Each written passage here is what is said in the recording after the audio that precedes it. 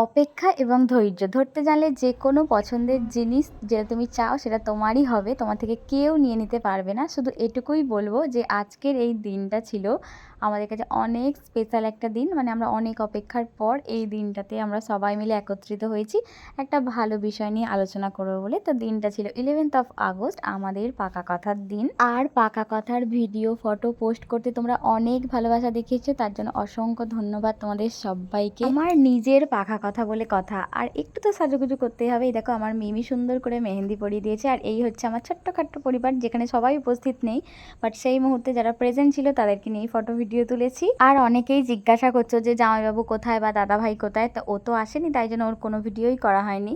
আমি আমার লাইফের বেস্ট মোমেন্টগুলো ক্যাপচার করে রাখতে চাই, আর সেটা তোমাদের সাথেও কিছু কিছু শেয়ার করি, আর যেটা তোমাদের দেখতে খুবই ভালো লাগে।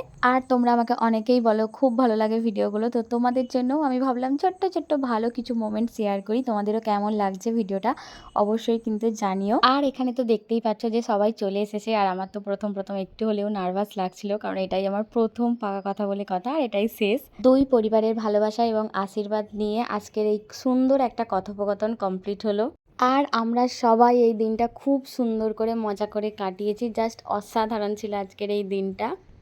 আর আজকের এই ছোট্ট মিনি ভ্লগটা তোমাদের কেমন লাগলো অবশ্যই কমেন্ট করে জানিও। আর যদি ভালো লেগে থাকে তাহলে অবশ্যই আমার পেজটাকে একটু ফলো করে দিও। তো আজকের জন্য টাটা, দেখাবে নতুন কোনো একটা ভিডিওর সাথে।